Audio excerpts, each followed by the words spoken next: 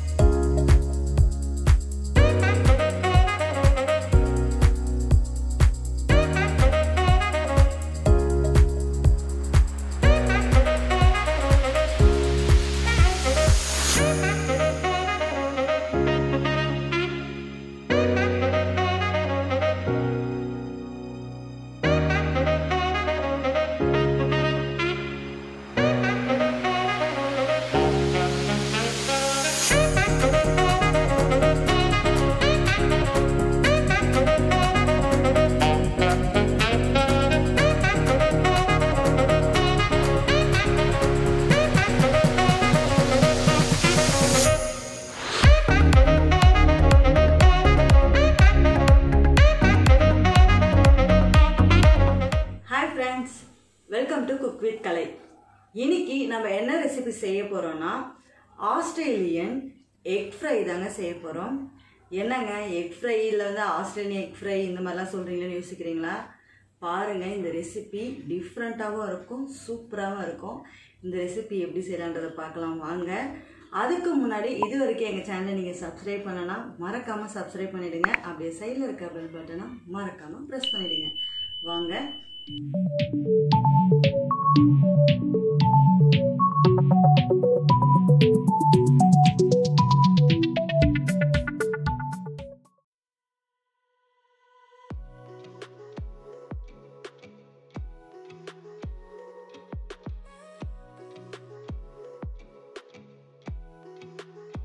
இப்போ நம்ம ஃபஸ்ட்டு வந்து ஆஃப் பாயில் செஞ்சுக்கலாம். அதுக்கு வந்து நான் வந்து தோசைக்கல்ல அடுப்பில் வச்சுருக்கேன். தோசைக்கல் வந்து நல்லா சூடாயிடுச்சு. நான் இதில் வந்து 2 டீஸ்பூன் அளவுக்கு எண்ணெய் சேர்த்துக்கிறேன். எண்ணெய் சேர்த்துட்டு இது மாதிரி நல்லா ஸ்ப்ரெட் பண்ணி விட்டுடலாம். ஆஃப் பாயிலுக்கு நான் 2 முட்டை எடுத்துருக்கேன். 2 முட்டை உடச்சி ஊற்றிக்கலாம். நம்ம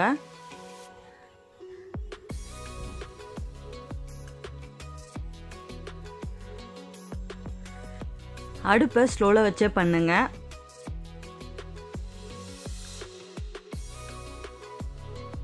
ரெண்டு முட்டைக்கு தேவையான அளவுக்கு நம்ம உப்பு எடுத்துக்கலாம்.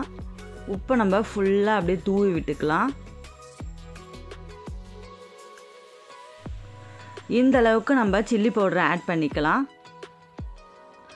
ஃபுல்லாக அப்படியே முட்டை மேலே ஃபுல்லாக படுற அளவுக்கு நம்ம தூவி விடலாம். 1 டீஸ்பூன் அளவுக்கு இன்னும் நம்ம ஆயில் சேர்த்துக்கலாம். அந்த வெளியே இருக்குல்ல அந்த ஆயில், அந்த சூடான ஆயிலை வந்து நம்ம அப்படியே முட்டை மேலே நம்ம படுற மாதிரி நம்ம ஃபுல்லாக தள்ளி விடுங்க. டேஸ்ட் கொஞ்சம் நல்லா இருக்கும், அதுக்காக தான்.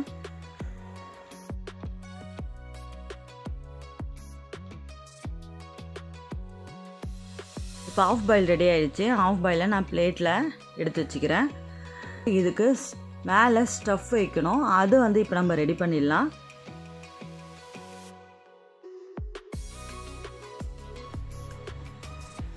அடுப்பில் பேன் வச்சுட்டு 3 டீஸ்பூன் அளவுக்கு நான் எண்ணெய் சேர்த்துக்கிறேன்.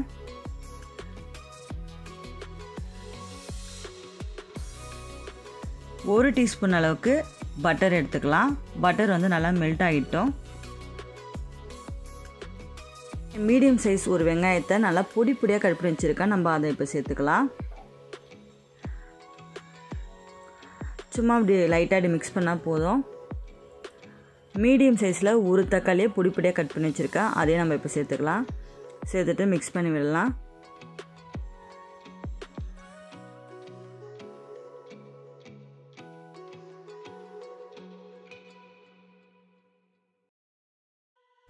இதில் 1/2 டீஸ்பூன் இஞ்சி பூண்டு பேஸ்ட்டு சேர்த்துட்டு நம்ம நல்லா மிக்ஸ் பண்ணி விடலாம். அடுப்பை ஸ்லோவில் வச்சுட்டு ஒரு 2 மினிட்ஸ் அளவுக்கு வதக்கலாம். 2 மினிட்ஸ்க்கு அப்புறம் இது மாதிரி நம்மளுக்கு ஸ்மாஷர் இருந்ததுன்னா நல்லா ஸ்மாஷர் வச்சு நல்லா ப்ரெஸ் பண்ணி விடுங்க. அப்படி ஸ்மாஷர் இல்லைனாலும் பரவாயில்ல, கரண்டி வச்சு நல்லா அழுத்தி ப்ரெஸ் பண்ணி விடுங்க.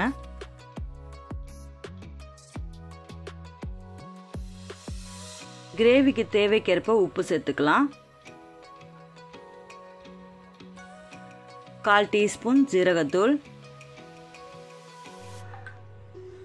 1/4 டீஸ்பூன் தனியாத்தூள், 1/4 டீஸ்பூன் மஞ்சள் தூள், 1/2 teaspoon red chilli powder, 1/2 teaspoon pepper powder, 1/2 teaspoon garam masala தூள். நல்லா மிக்ஸ் பண்ணி விட்டுக்கலாம். அடுப்பை ஸ்லோவில் வச்சே பண்ணுங்கள். நல்லா மிக்ஸ் பண்ணி விடுங்க. ஒரு 1 மினிட் ஆகிடுச்சுங்க. இப்போ இதில் நான் பாருங்கள், இந்த டம்ளரில் 1/4 டம்ளர் அளவுக்கு தான் தண்ணி சேர்த்துக்கிறேன். தண்ணி சேர்த்துட்டு நல்லா மிக்ஸ் பண்ணி ஒரு 2 மினிட்ஸ் அளவுக்கு நல்லா கொதிக்கட்டும். அடுப்பை ஸ்லோவில் வச்சே பண்ணுங்கள். இப்போ நான் வந்து கொத்தமல்லி கொஞ்சமாக சேர்த்துக்கிறேன். கொத்தமல்லி சேர்த்துட்டு நல்லா மிக்ஸ் பண்ணி விட்டுடலாம்.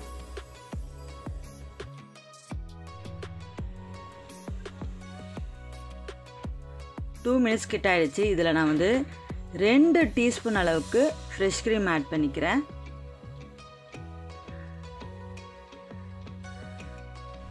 ரெண்டு டீஸ்பூன் அளவுக்கு மைனஸ் ஆட் பண்ணிக்கிறேன். 2 மினிட்ஸ் அளவுக்கு நல்லா அடுப்பு ஸ்லோவில் வச்சுட்டு குக் பண்ணிடலாம்.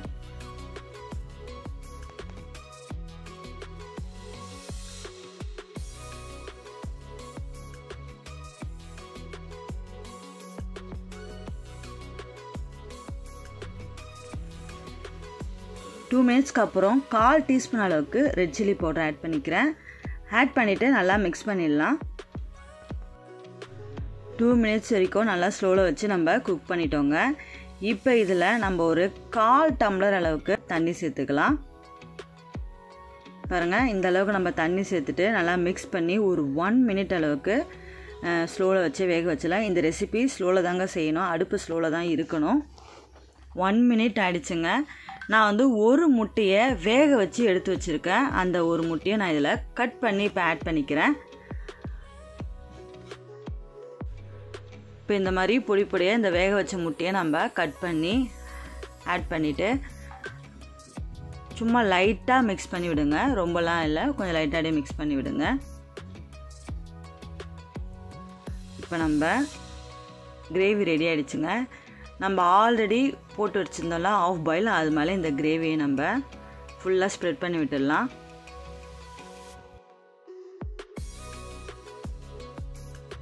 ஆஃப் பாயில் மேலே ஃபுல்லாக ஸ்ப்ரெட் பண்ணி விடுங்க. அப்படியே கொஞ்சமாக அப்படியே கொத்தமல்லியை தூவி விட்டுடலாம். கட் பண்ணி வச்சுருக்க கொத்தமல்லியை. இப்போ இதில் நம்ம சீஸை வந்து நம்ம நல்லா துருவி சேர்த்துக்கலாங்க. சீஸ் சேர்த்து சாப்பிடும்போது செம்ம டேஸ்ட்டாக இருக்குங்க.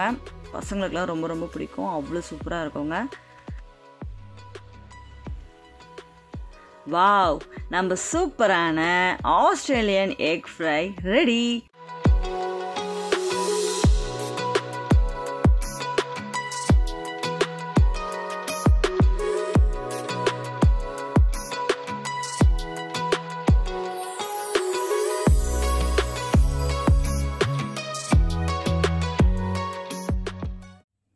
நம்ம சாப்பிட்டு பார்த்துட்டு எப்படி இருக்குன்னு சொல்லலாம். நான் வந்து இப்போ இந்த டிஷ்ஷுக்கு வந்து பாவ் பாஜி பண்ணி எடுத்திருக்கேன். நம்ம வந்து தோசைக்கும் தொட்டு சாப்பிட்லாம், சப்பாத்திக்கும் தொட்டு சாப்பிட்லாம், பிரெட்டு கூட தொட்டு சாப்பிட்லாங்க. சூப்பராக இருக்கும். நான் வந்து இப்போ என்ன பண்ண போகிறேன், பாவ் பாஜி பண்ணல, தொட்டு சாப்பிட்டு எப்படி இருக்குன்னு சொல்கிறேன்.